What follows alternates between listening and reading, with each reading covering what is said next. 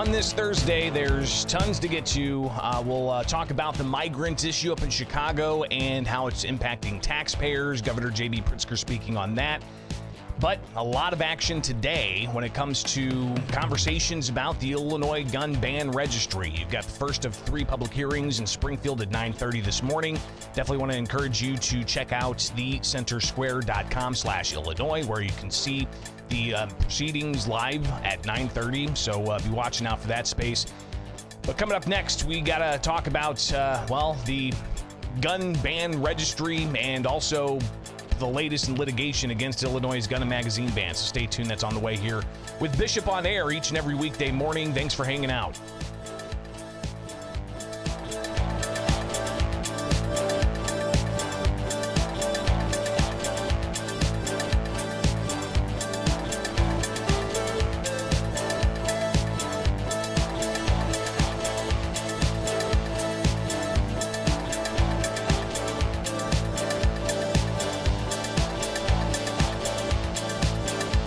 While today's the day that Illinois State Police are holding a public hearing about the state's gun ban registry, we'll definitely touch on that in a moment. You've got the latest in litigation against Illinois' gun ban in the federal courts that we've got to tackle. Of course, we've still got the 7th Circuit U.S. Court of Appeals handling an appeal on the Second Amendment issues that has multiple plaintiff groups from the Southern District and the Northern District of Illinois suing state and local governments over gun and magazine bans. And that's still pending in the 7th Circuit. But you've got a couple of cases down in the Southern District where the state's having to respond. One about Thomas Magg bringing the question of the law being too vague to enforce, unconstitutionally vague. Another one from the Federal Firearms Licensees of Illinois looking to amend their initial complaint to try to block the gun registry that opened up on October 1st. And we've got movement in that. With the latest here, the state had to respond by November 1st, which was yesterday. So in the Southern District of Federal Illinois Court, you've got the state responding. It's a 3-page response. Let's just go ahead and delve into it. It says the plaintiffs and Federal Firearms Licensees of Illinois v. Pritzker, one of the partially consolidated actions captioned above, moved for leave to file an amended complaint with additional claims on October 25th.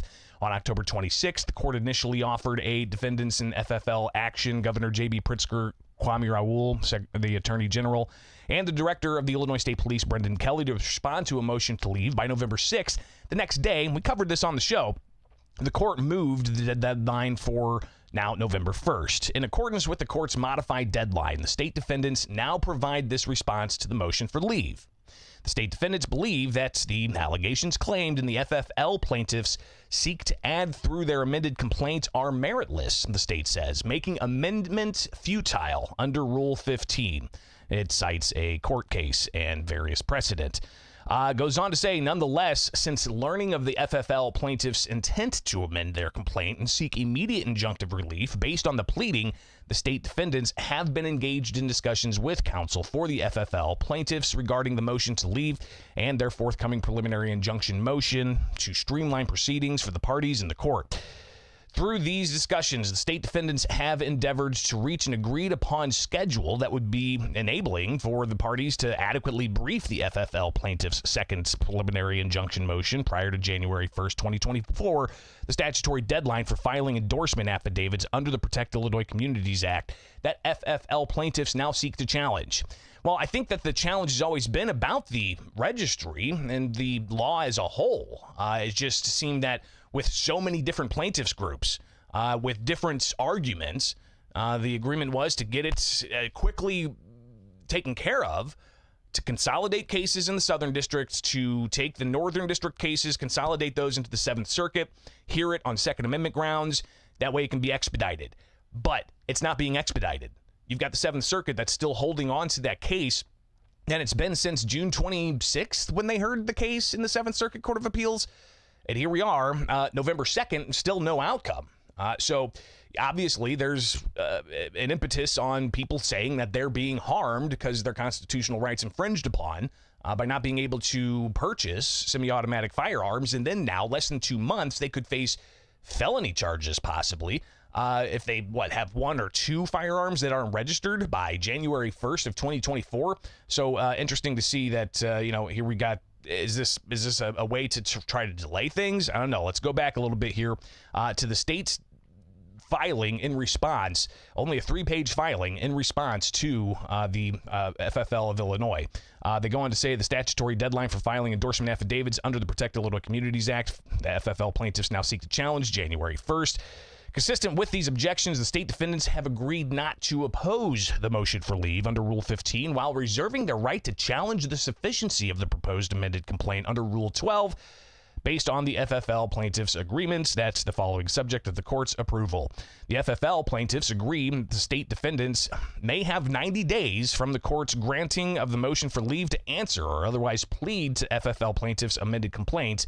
And the FFL plaintiffs agreed that they do not object to the state defendants having up to including December 1st of 2023 to respond for the forthcoming second preliminary injunction motion, which the FFL plaintiffs agree to file no later than November 3rd, 2023. So tomorrow we'll definitely be looking for and we'll review on Monday the latest filing from the FFL of Illinois on this particular case. But it looks like we've got more of a definitive timeline here, especially before January 1st rolls around. So again, you've got the state defendants here saying that they are agreeing to have these timelines. Plaintiffs agree to do not object to the state defendants having up until December 1st to respond to what the FFL plaintiffs are going to file in just tomorrow. So based on the term agreed upon by counsel, the state defendants do not oppose the motion for leave and respectfully request the court enter a scheduling order consistent with these proposed items. The state defendants note that they have agreed to this briefing schedule proposed above based on the current status of these partially consolidated actions. Should any plaintiff in these partially consolidated actions seek leave to amend, file a preliminary injunction motion, or seek judgment on any claim between now and January 1st, the state defendants reserve all rights to seek additional time to respond. So this is going to be interesting, a balancing act of sorts, right? Because you still have those pending actions that Thomas Mag brought before the FFL of Illinois brought this proposed amended complaint. So how is all of that going to work with the action still remaining in the Southern District of Illinois while the 7th Circuit still dealing with that Second Amendment question? It's a lot there, but that's the latest. So we've got some other things that are going to be popping off throughout the next couple of days here that we'll be highlighting each and every weekday morning. So appreciate everybody tuning in and stay tuned. Plenty more to get to here with Bishop on Air. I'm Greg Bishop. Thanks for hanging out. Follow me anywhere. Just search Bishop on Air. You can find me on Facebook, Twitter, YouTube. Just search Bishop on Air, and that's how we can make things happen and connect. So stay tuned. Much more coming up here with Bishop on Air.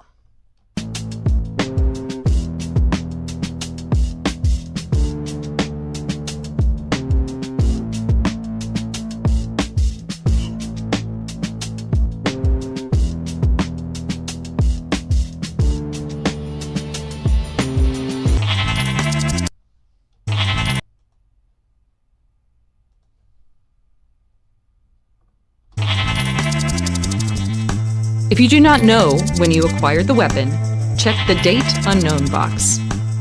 After you've entered the information, read the affirmation statement. If you agree with the affirmation statement, check the box and then click Save.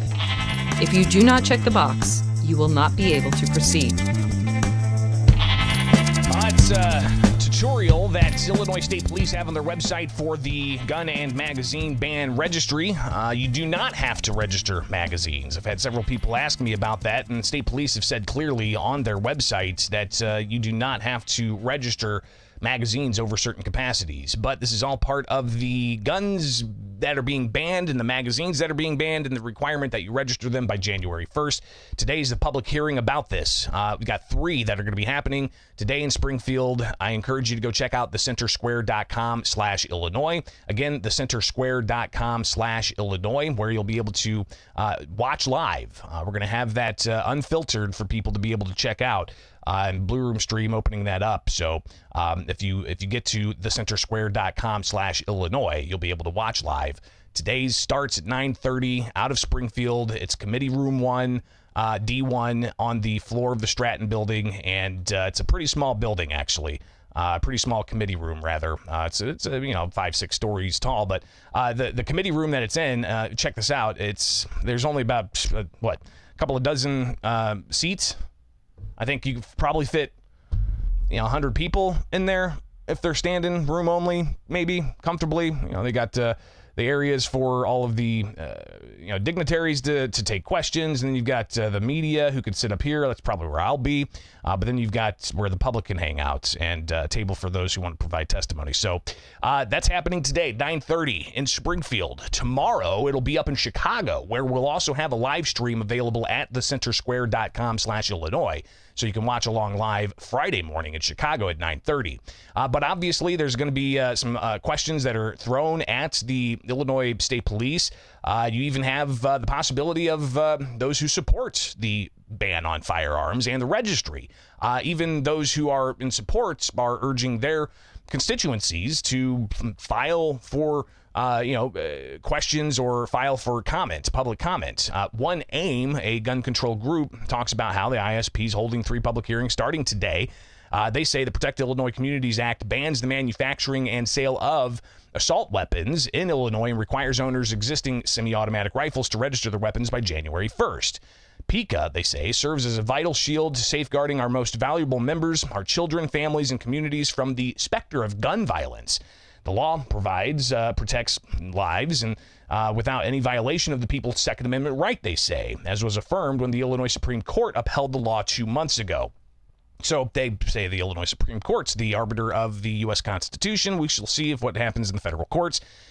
One AIM goes on to say, for us to finish the job on this life-saving action, we need to make our voices heard and make sure the gun industry and their lobby doesn't drown us out. So one AIM gun control group encouraging its members to urge strongly to make public comment by November 20th. So yesterday at 12:30 was the deadline to be able to make public comment in person at one of these hearings. But you can provide public comments until November 20th. So I think that's important to highlight here. And you can check out the Illinois State Police posting on this, where they do lay out that you can provide public comment throughout the process. You got anybody interested can direct comments, data, views, or arguments concerning this proposal, providing that you can get that into them through email by November 20th. So you got a couple of different ways you can send that off, either by email or physical mail. So if you want to provide comments, even not just in front of a microphone, in front of people face to face, you can provide written comment about your views, data, and so on. So you still have that opportunity to make that happen. But let's go back and kind of revisit some of what else has been talked about here. Of course, we discussed briefly the size of this committee room, where you've got a few dozen seats that are going to be available for people to actually provide comments. So is that sufficient? State Representative Blaine Wilhauer said, no, that's not really sufficient for what's important to raise substantial questions on this law. No, I don't think it's appropriate to do that in a small committee room. I think they're going to find pretty quick that there's a lot of people that are very anxious for some answers and just some accountability, somebody to actually talk to about, how they're going to do this. Is this the right thing to do? So, yeah, having it in a committee room in the Stratton, I think they're going to find that they're going to get pretty squeezed in there pretty quick. So I think the more light, the more transparency that we get on this issue and any other issue is definitely a good thing and appropriate. Illinois State Police Director Brendan Kelly, when I asked him earlier this week about this particular hearing and also the response to about 0.1% who've actually registered firearms. Here's the director of Illinois State Police. So the hearings are established by law and by request of JCAR when we do that administrative rulemaking process to provide input. We'll see who shows up, and we'll see what the public feedback they wish to provide about that administrative rule process. In terms of how that the pickup process has worked and the registration, it's been slow but steady, and I have no predictions one way or the other about the pace of that. And we'll just see how the process continues to work, and we'll share the data as we continue on a daily basis to do so. So the argument coming from one side is that the Protect Illinois Communities Act is to protect Illinois communities. You heard that from one AIM Illinois, a gun control group, and I'm sure other similar gun control groups would say the same. But others pointing to continued violence that happens, and crime that's happening on the streets of Chicago, and mass shootings even, using a .38, which people question how in the world was they able to shoot 15 people with a .38 in a short span of time. So you've got questions there, and that's the case out of Chicago we talked about yesterday. But still, people pointing to how this doesn't seem to be making the streets safer. Here's State Representative Ryan Spain from last week. I don't know if it's fair to assume that every FOID card owner also has a semi-automatic firearm, but I do know that there's a lot of frustration, a lot of questions about this topic. I hope we can provide further clarification.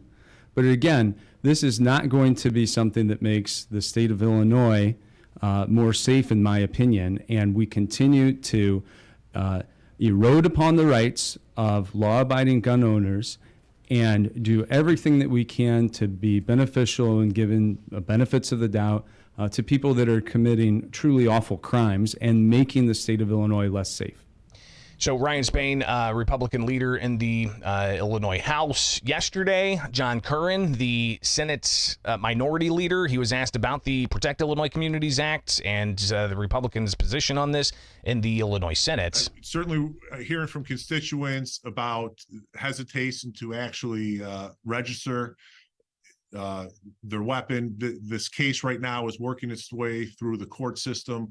We had concerns on the constitutionality of the proposal at the time we voiced those. That is playing itself out in the court's process. You know, I'm someone that has always been supportive, open to reasonable, safe, constitutional proposals on this topic, but this one seemed to went a little further, and I think we're ultimately going to see that play out in the court cases. So those court cases we've talked about time and again each and every weekday morning. We've been delving into the latest, and of course we'll be watching how those play out. But what kinds of things are we talking about that Republicans would agree with? We've heard conversations about mental health. We've heard conversations about programs that can get kids off the streets, but using it to where it's effective. Is that the focus where it should be, or maybe stiffer penalties against those who commit crime so they don't be recidivist and commit more crime?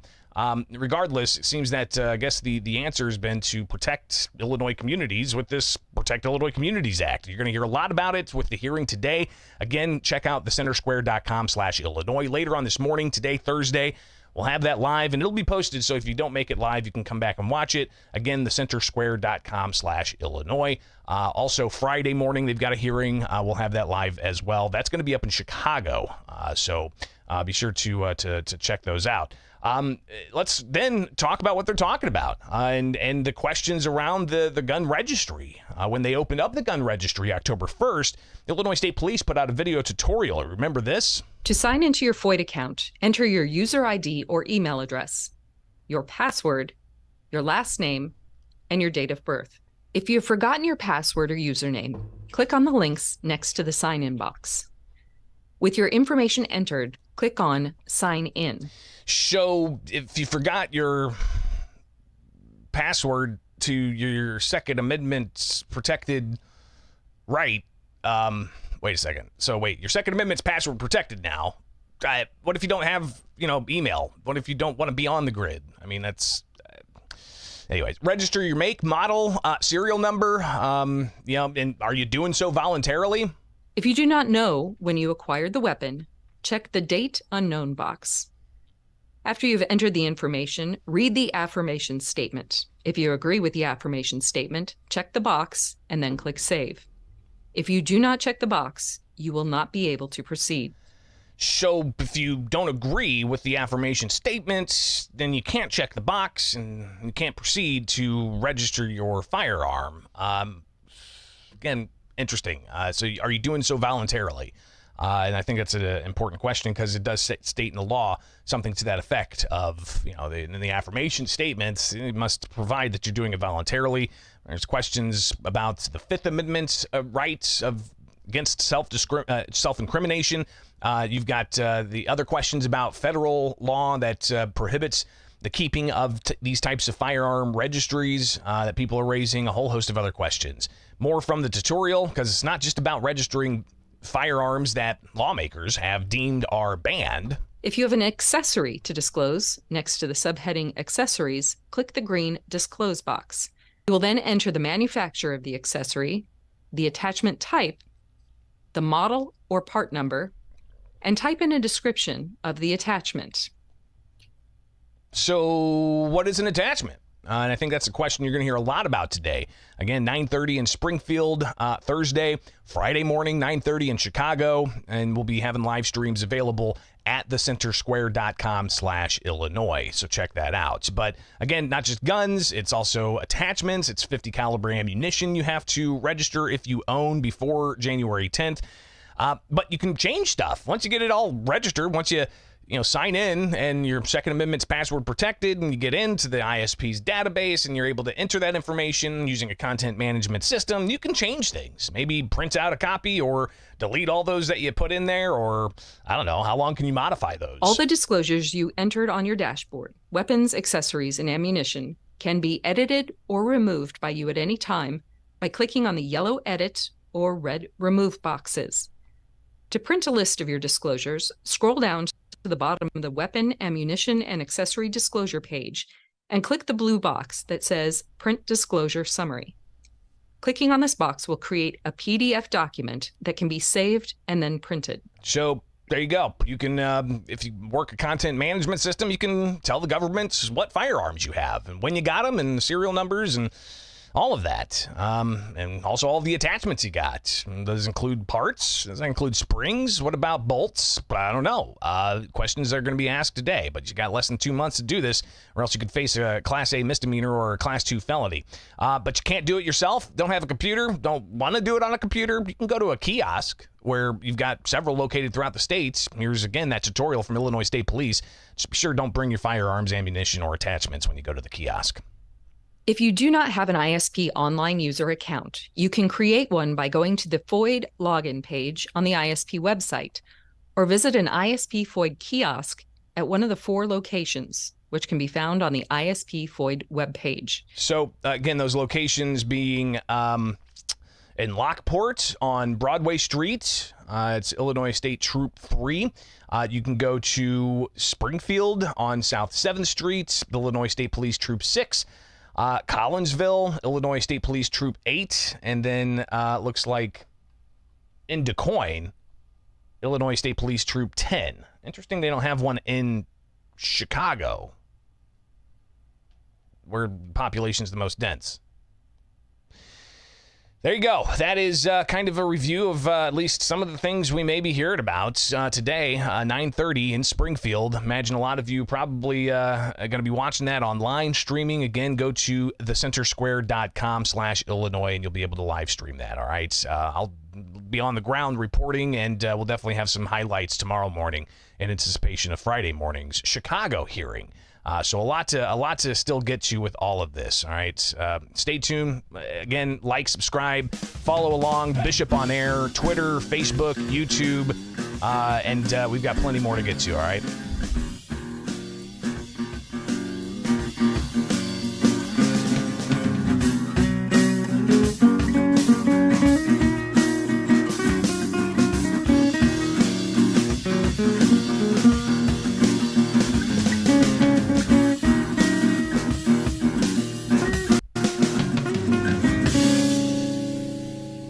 Covering the Illinois State House, you get to watch how the sausage is made.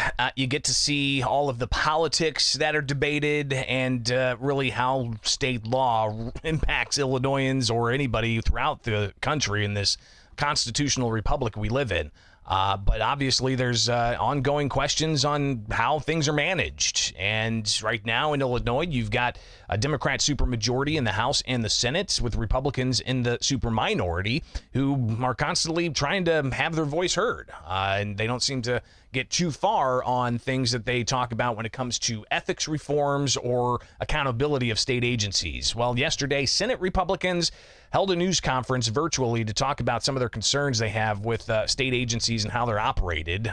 State Senator Chapin Rose kicking it off. As you all know, for the last several weeks, the governor has been gallivanting around all over the country talking about Think Big America. But right now, here in Illinois, our constituents are hurting. The ship of state is sinking. There are so many problems that we're going to talk about just a few of them right now. But frankly, rather than thinking about America, Governor, you should be here, Illinois, joining us to think about Illinois and how to solve our constituents' problems. So he highlighted a variety of different things. One he started with is a recent Chicago Sun-Times article about a Illinois Emergency Management Agency employee who was getting paid close to double what the agency's director was for being just an office assistant of sorts. And it was like tens of thousands of dollars this person was getting paid on a contractual basis. A bloated salary. Well, once it was revealed and the Chicago Sun-Times reported on it, you had this individual step down. There's been several issues at that agency that Chapin Rose, state senator, Republican out of Mahomet, says that is problematic. He was billing over $60,000 a month, up to $60,000 a month for as an office assistant or some such. Never mind the fact that they had reassigned a temporary worker to another job that had been filling that post on an annual basis. And here comes this person billing up to $60,000 in at least one of the months as an office assistant. You know, the folks I represent in Edgar County are having a hard time finding a job that pays $60,000 a year, let alone $60,000 a month. That's just one example. And he goes on to talk about other state agencies where there have been significant problems, including during the COVID-19 pandemic. We've talked about it ad nauseum, and that's the unemployment fraud. And everything from Congress people getting unemployment checks when they never applied for them to, prisoners getting unemployment funds to a whole host of other fraudulent activities that have happened. We didn't know for years what the total number was because audit after audit said the Illinois Department of Employment Security did not keep proper records. So you had that to contend with. And then just recently we find out it's more than $5 billion in overpayments during the COVID-19 pandemic. And all of this under Governor J.B. Pritzker's watch. If you have a question, and I've asked the governor this question before, we've talked about it, he kind of says, oh, well, other states got hit with more unemployment fraud and it was a big problem. We had a global pandemic going on. We had to respond to it. But if you look at the most recent audit that outlines the $5+ billion of funding, it says that the state did not heed the advice that federal agencies were providing in recommendations on how to prevent fraud during the COVID-19 pandemic. And here's Senator Rose. The bottom line is they ignored the specific federal guidance on how to prevent fraud from happening. And so he can point to other states, he can point to other places, but what he can't do, again, is think about what happened here in Illinois under his guidance, under his leadership or lack of it. Again, just following the federal guidance would have helped. Just following the guidance would have helped, but that didn't happen. And we can go across agency after agency after agency. And he talks about the Department of Children and Family Services not properly notifying the authorities about alleged abuse in a timely fashion. He goes into the Department of Corrections, not notifying local law enforcement about the release and monitoring of sex offenders, and a whole stack of other state agency issues that audits have found. State Senator Sally Turner, Republican from Beeson, she sounded off on problems, in particular with, the governor's focus. As my colleague said before, we're here because we fear this administration is more focused on national politics and the perceptions than managing our ongoing problems within our own state. And unfortunately, far too many agencies are plagued with dysfunction, mismanagement, and the lack of accountability. And she talks about one agency in particular being the Illinois Department of Professional and Financial Regulation, or the Illinois Department of Financial and Professional Regulation, the agency that deals with professional licensure. You want to be a doctor, you want to be a dentist, you want to be a chiropractor, you want to be, a whole host of different professional licensed individuals. You have to go through the state to do that. And one set of professionals in the medical space are concerned that things aren't getting done quick enough, and that's going to impact the quality of health care. Right now, thousands of healthcare workers in this state are worried about their job security because of the long waiting periods they face to get their licenses renewed. Not only are they spending months waiting for the renewal, but while they wait, there's no real way to connect with anybody at the department to get an update on their status of their license and application. This impacts many skilled professionals throughout our state, including doctors and nurses and pharmacists, dentists, social workers, and many other in the healthcare field. So clearly there's an issue with the Illinois Department of Financial and Professional Regulation, and maybe it's just a change of state laws, but regardless, that is an agency that Governor J.B. Pritzker manages. And the governor has brushed off audits in the past, saying a lot of the findings are things that, you know, are outdated laws, and they no longer tabulate things in that way, and they don't have to report it this way. And while that's true, there have been some serious findings in the past few audits that were from the governor's management of these agencies. So he has said that they review those, and they're looking at them and looking to address those. But again, Senate Republicans at the Illinois State House seeing it differently. Here's Senate Minority Leader John Curran, again, talking about the governor's focus. We need a chief executive that is going to focus on our problems right now, right here, today. Unfortunately, Governor Pritzker is more focused on expanding his name recognition on the national stage than managing this state and the departments under his sole control. Last week, while we were in Springfield during veto session on numerous vetoes, the governor was out in Washington, D.C., weighing in on foreign policy and national politics. Before that, it was a national media tour promoting his new political advocacy group, Think Big America. While Governor Pritzker is busy thinking big in states like Wisconsin, Florida, Ohio, and Arizona, who's thinking about running Illinois government? His focus shows that he's more concerned about running for another job than he is with performing the job he was elected to do in this state. Governor, it is time to come back to work for the job you were elected to do. It is time to think Illinois. So, interesting play of words. The governor having this, big national political group called Think Big. You got Illinois Republicans urging the governor to come back and think Illinois. So interesting messaging. I did get a chance to ask about what they're getting, what kind of reception they're getting from Democrats when it comes to oversight of state agencies. Again, Republicans in the super minority here in Illinois. You've got Democrats in the super majority, and they hold every constitutional office, including the governor and the treasurer and the secretary of state and the attorney general and the comptroller and so on. So Democrats dominate in Illinois, but one of my colleagues requested comment from the governor's office and also the Senate Democrats' office and didn't hear back yesterday. But what kind of reception are Republicans getting from Democrats on the issues of oversight? They've been cooperative. I think the first step is always seeking information from the administration and trying to chip away at that lack of transparency. I think we've seen recently that when we were asking questions about his use of tax dollars with the closing fund, there's just a real resistance from the governor to provide any information, be transparent, answer questions. And he's talking about this closing fund that legislators agreed to give the governor to have a pot of money, tens of millions of dollars to be able to close the deal with companies coming to the states. And Republicans saying there's not much oversight on that, what some would characterize as a slush fund.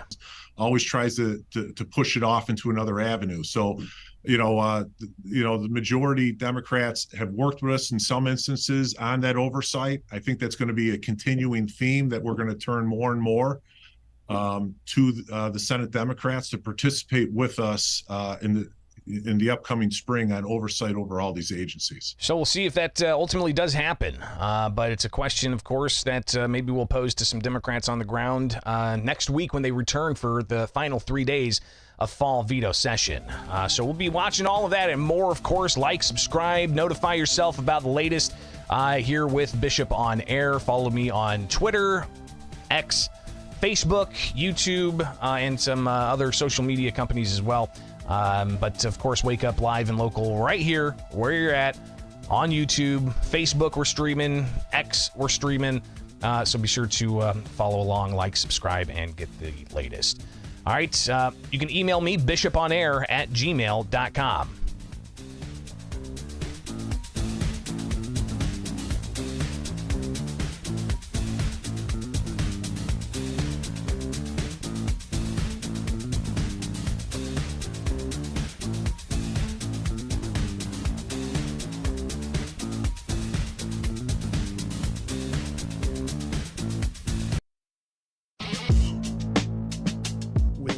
Coming, it may be advisable, indeed they should convince them, that they maybe shouldn't come to the city of Chicago during the winter, and that there are other places in the country they can go, and the federal government ought to be helping to manage the logistics so people go to places where they can survive through the winter.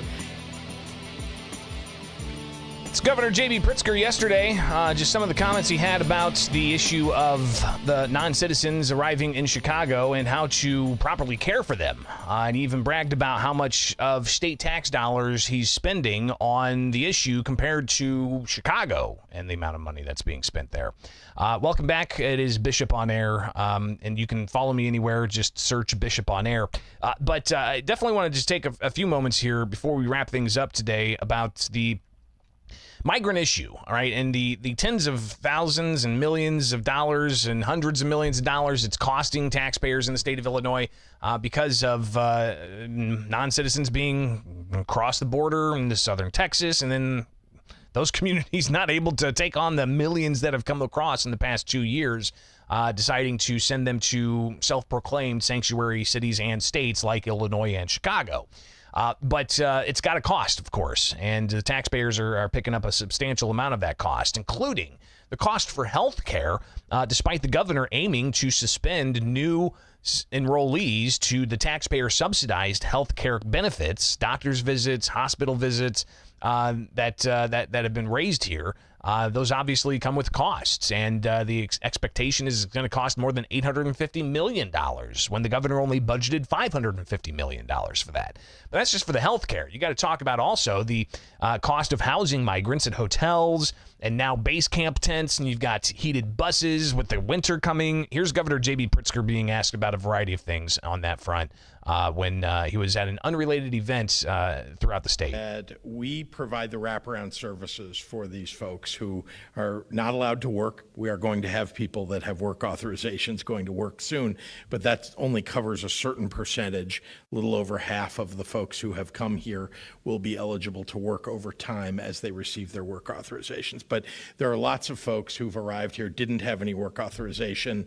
They're here legally. I want to be clear with people who call them illegals. These are not, nobody is illegal, by the way, but they're not undocumented. They're here legally. And it is an obligation, I think, in a humanitarian crisis for us to step up and make sure that people aren't starving or that they have a place to stay, that they get the, basic health care that they need. So the state has been providing most of that. The shelter piece has been the city of Chicago. And we've supported the city of Chicago with direct dollars to do that. We also have spent almost 3 times as much, 2 to 3 times as much as they have on all the wraparound services, including immigration lawyers, because it's important for us to get them the authorization so they can go to work, so they will no longer need to stay in the places that they're in now. Now, I did get an indication that some state workers with the Department of Human Services are being asked to volunteer to go work with those Venezuelans in the states that have temporary protected status. Remember, it's those who arrived before July 31st, I believe, because they came from, a communist country, right? But all of a sudden they say July 31st is, you got to go back. So they're going to be working to return those or deport those Venezuelans here after July 31st. But those before July 31st, they've been given TPS, temporary protective status. That means they can, have protection from deportation while they work out their asylum claims. But in order to do that, they got to get immigration attorneys. So the governor's saying that their state taxpayers are paying for that. But are they also having Department of Human Services staff move from the services for state tax-paying residents to shift those responsibilities the state worker may be having there at DHS to now focusing on helping these Venezuelan TPS recipients get their papers together so that they can ultimately get a lawyer to file them and so on. I have yet to get a response from the department on that, but the governor talks about the importance of making sure that these resources are available. So I'm proud of the work that the state has done to support the city. There doesn't appear to be a supplemental that will go through the legislature this veto session, but the state is going to continue to try to provide the wraparound services through our Department of Human Services. And we're doing a lot of things that you all don't see, but I'll just give you an example.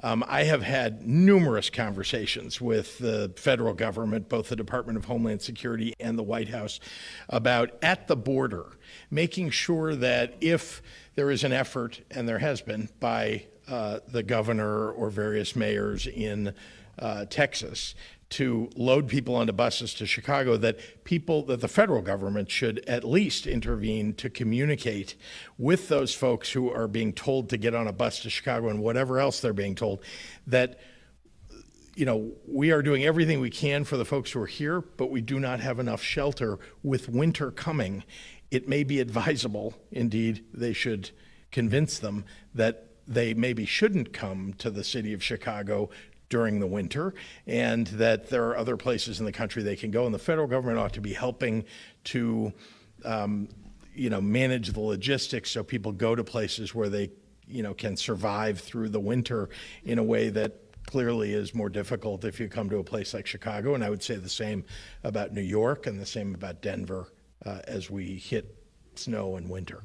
So clearly the governor has a lot to say about the non-citizen crisis and the taxpayer cost, and it's costing hundreds of millions of dollars. I anticipate the cost to be well over $1 billion, especially when you take into consideration the housing costs, the healthcare costs, and even the costs to get immigration attorneys for those with temporary protected status.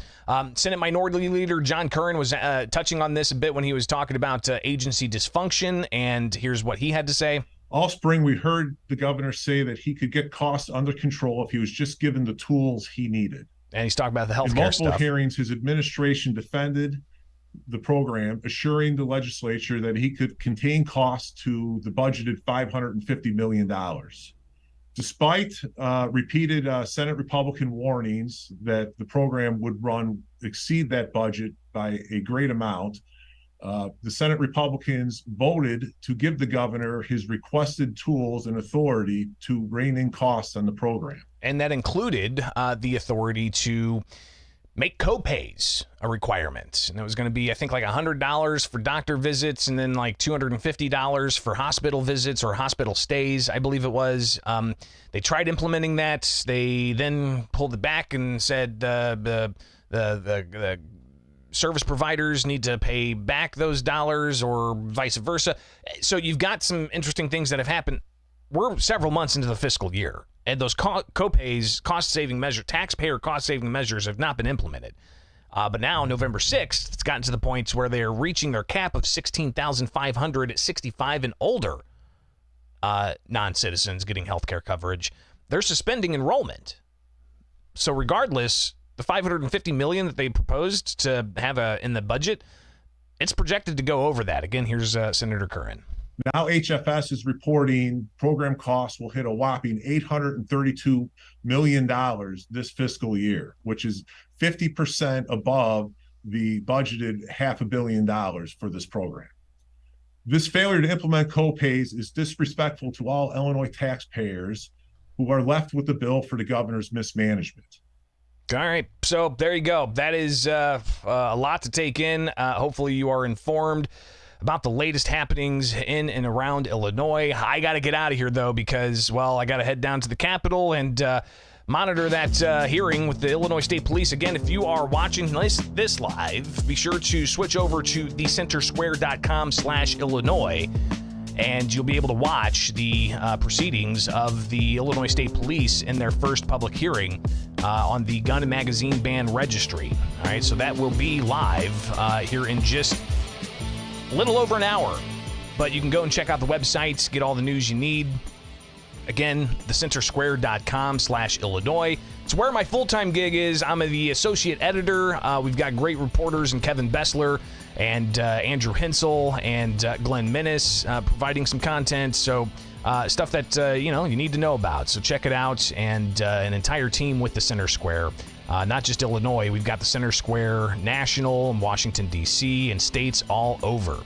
So check it out, all right? It's thecentersquare.com. Have yourself a great day. We'll be back tomorrow with a review of what happened at today's public hearing.